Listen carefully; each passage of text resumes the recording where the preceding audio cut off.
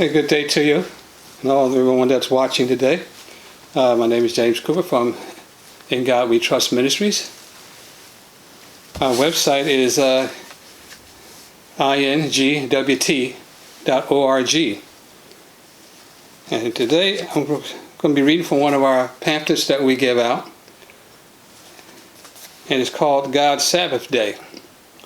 Is it Saturday or Sunday? I'm going to read some of the verses from this pamphlet, make a few statements myself. So if you have any questions at the end of this, please go to the website and go to contact us and just send us a message. And if you have something negative or positive or whatever you want to do. But everything coming out this pamphlet is in the Bible. Okay, and we'll have a few statements, but it's in the Bible. All right, I'm going to start with the fourth commandment. And I suggest that you have a pencil and paper to write down these verses from the Bible that I will be reading from. And maybe you want to read the whole chapter. Before and after these verses, the whole chapter, that way you get a more understanding of what was really being said and why. So I'm going to do this quickly as possible and see what we cut out of this and see what you can get out of it. If you don't like it, you can just leave anytime. I'm not trying to force you to do anything. I will say that we can worship God 24 hours a day, 7 days a week. That's what I have to say. That's what I believe. But God made one day specific for us to do something. And that's God rested on the Sabbath. And that's what they do. Jesus followed the Sabbath and the whole 10 Commandments. Okay? I'm going to read some of these verses to you. You know, there are some people who says, "Oh no, at the cross, all that ended at the cross." Well, the Bible doesn't say that I found, and I haven't found it anywhere where anybody could show it to me either. But I'm not criticizing any preacher. I'm not criticizing anybody. I'm just telling you what I have found in the Bible myself. And you want to know more about me, go to the website and, discover some other things, read some things about me and how and why I'm doing what I'm doing. And we do not charge anything at the website, and we do not ask for any money or anything like that. Freely we give, freely we give. Okay? I got this information. Yes, I had some classes I had to pay for. I had some training I had to pay for. But this website is free. All right, Exodus chapter 20, verses 8 to 11. Remember the Sabbath day to keep it holy. 6 days shalt thou labor and do all thy work. But the seventh day is the Sabbath of the Lord, thy God, who created all things. In it thou shalt not do any work. Thou, not thou, nor thy son, nor thy daughter, nor thy manservants, nor the cattle, nor the stranger that is within thy gates. For in 6 days our God made heaven and earth, the sea and all that is in them. And God rested on the seventh day. Wherefore God blessed the Sabbath day and hallowed it. Now I'm going to say this. I do have something to say. The seventh day is Saturday, not Sunday. Sunday is the first day of our week. The first day of the week, which is Sunday. God made the seventh day holy at the creation. Who are we to change God's holy day to another day? Now I know there's plenty of people I didn't know that back during those times, even times of Israel and so forth, when they first started, when they left out from prison and everything, and gathered Abraham and everybody else, the seventh day started 7 days after the first moon, and that's when the seventh day started. Then you have starts the first, second, third, fourth, and fifth day, sixth day. And then we have the seventh again. Because by the time you get to the sixth, the next thing you know, the sun goes down and the seventh day started. The first Sabbath in Genesis 2, verses 1 through 3. Thus the heaven and earth were finished, and all the host of them.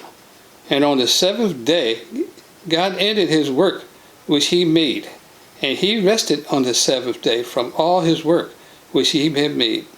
And God blessed the seventh day, and sanctified it, because that in it he had rested from all his work which God created and made. Now the seventh day is for all mankind, not just the Jews. And many times they say, oh, that was for the Jews. We're not Jews, so we don't have to do that. We're going to do it on the first day of the week. I even had someone say, one person said to me, Jesus wasn't allowed to worship on the first day of the week, and that he had to do everything on the Sabbath day. And this person had been going to church all their lives. So some teaching that they learned or misinterpreted what they read is a totally different thing. Okay? Now, if you love God, you respect and obey his commandments. And the fourth commandment is honor the Sabbath day. If you have a Bible, you go look it up. That's the fourth commandment. If we love God, we will not break the second, third, fourth, fifth, sixth, nor the seventh, or eighth, ninth, or tenth commandment. Because that first commandment is about loving God. So you break the others, you broke a whole lot more than just that commandment. You broke what God said and just threw it in the trash because you didn't do it, you did it go your own way. So I'm not criticizing any individuals. I'm just giving you some information which is true. Now in Matthew, the book of Matthew in the New Testament, Matthew 5, 17 to 20. Think not. Jesus said this, not me, not John or anybody else. Jesus said, think not that I am come to destroy the law. I have not, that I am, I'm going to repeat myself. Think not that I am come to destroy the law or the prophet. I am not come to destroy but fulfill. Verily I say unto you, till heaven and earth pass, one jot or one tittle shall in no wise pass from the law until all is fulfilled. And I have had people tell me, and I've even heard it on the pulpits, somebody's preaching, it was all fulfilled at the cross. I heard that word many times. It was all, even in some Sunday school class. Well, that's not what the Bible says. You have to go to the book of Revelations, and you'll find out when all is fulfilled. All right, now Mark chapter 2, verse 27 and 28. And Jesus said unto them, the Sabbath was made for man, and not man for the Sabbath.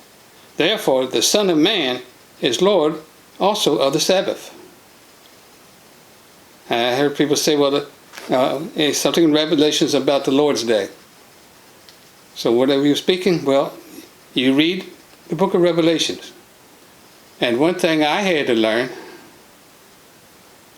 and I had to learn it well, was that we had to sometimes let our ears hear what our mouths got to say. And hear what our mouths says that was reading from the Bible. So your ears can hear it from your own self.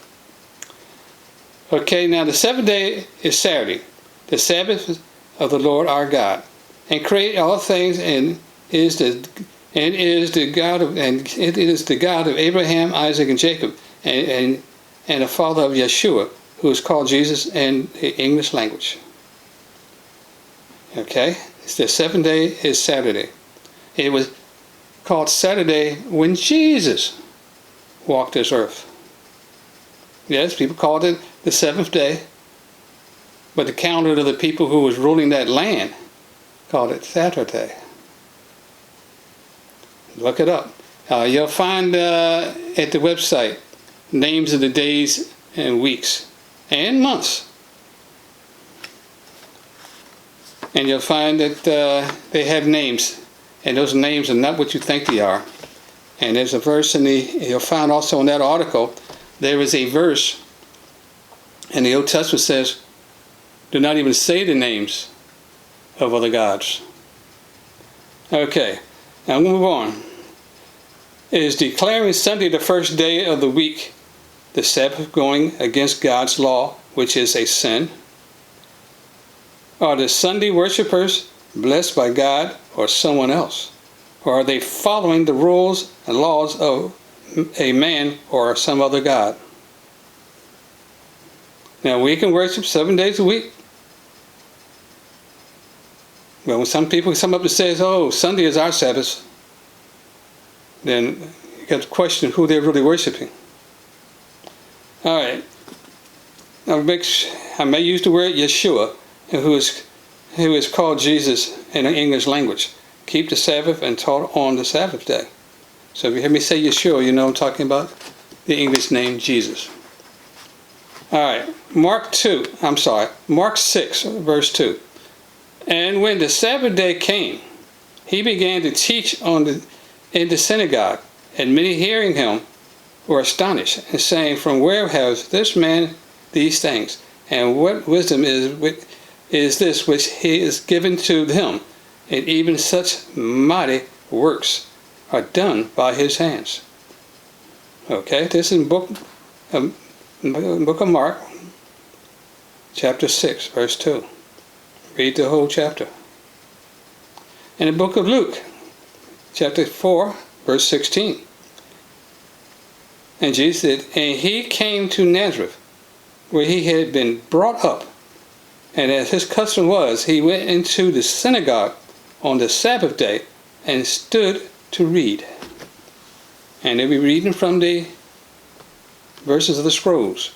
And that's reading from the first 5 books of the Christian Bible, which is basically the same as the scrolls written close to, if not completely the same as what they were reading from. And in Luke chapter 6, verse 6, and it came to pass on another Sabbath that Jesus entered into the synagogue and taught, and there was a man whose right hand was withered. He was crippled, okay? Read the rest of that. Read the next verse yourselves, and you'll find out what happened. But a lot was done, even at the synagogues. And Luke 13, chapter 10, and Jesus was teaching in one of the synagogues on the Sabbath. That's what they do. He had a lot of clout back in those days. He was teaching in the synagogues. He wasn't in charge of the synagogues like a preacher's in charge of a certain church and group, and he'll claim that that's his. But Jesus would go to a synagogue in any place that he went, and he went and talked, and read, and taught people. He went to towns, cities, everywhere. He did that. Now in John 15, verse 10, Jesus said, if you keep my commandments, you shall abide in my love, even as I kept my Father's commandments and abide in his love. Now, Jesus said that. That's what's written in my Bible, and I get all the Bibles I have said the same thing. And I even have some Jewish Bibles that have the New and Old Testament in it. Paul said in Romans chapter 7, verse 12, wherefore the law is holy, and the commandment holy, and just and good. And the commandment holy, just and good. Paul said this. Whereas I had people say, Paul said that we didn't have to. In another book of the New Testament, he said we didn't have, that was over. Well, at one point in Romans, he said it was just and good. Okay? Read that whole book of Romans. In Acts 18, verse 4, and he, for some reason, in the synagogue every Sabbath, and persuaded the Jews and the Greeks, which is saying the Jews and the Gentiles. That's right, and that was Paul. And he reasoned in the synagogue every Sabbath. He was telling people about Jesus, teaching what he was given to him. Okay? And he started his teachings in Acts 15, when the disciples told him what to do at the last two verses in that chapter. Read it all. But he also read that he went into the synagogues and preached and taught Gentiles and Greeks. The Sabbath starts on Friday night after the sun goes down. Now I have to mention that. It doesn't say it here, but that is well known throughout the Old Testament and the New Testament. The Sabbath starts on Friday at sundown and ended on Sunday at sundown. I'm sorry, I apologize for my error. The Sabbath starts on Friday evening at sundown. It ends on the Sabbath, which is Saturday, at sundown. It ends on sundown on Saturday. Now Acts 20, verse 7. Paul was preaching on Saturday evening and left early Sunday morning going to Jerusalem. And 1 Corinthians, verse 1 and 2, was not a religious service. This was a public collection of food and money for the poor. There is no 11-day Sunday preaching in the New Testament. He was going there taking money, collections for food and money for the poor. And they didn't collect that on the Sabbath. That's why it says on the first day of the week. Some of the Bible says on the first day, which we call Sunday. So be careful with that. There was just a misunderstanding of the times. Sometimes you have to learn about the Jewish religion and what things they did. Remember, Paul came out of the Jewish religion. He was Jewish. Matter of fact, he was a Roman Jewish. He was from Rome, but he was Jewish. Read about Paul and the Sabbath. Here's a few places, just a few. There's a lot of them in there. Acts 17, verse 2. Acts 13, verse 42 to 44. Acts 16, verse 13. Acts 18, 4 to 11. Paul has not changed the Sabbath day from the seventh day to the first day. He honored the Sabbath. Now in John 14, verse 15, Jesus said, "If you love me, keep my commandments." Okay, I mentioned that the book of Revelations. I suggest reading all of it. But in Revelation chapter 22, verse 12 to 14, and I'll read those to you. And behold, I come quickly, and my reward is with me, to give every man according to his work shall be. And Alpha and Omega, as I am Alpha and Omega, the beginning and the end, the first and the last. Blessed are they that do his commandments, that they may have the right to the tree of life, and may enter into through the gates into the holy city. There was a lot said about this Ten Commandments.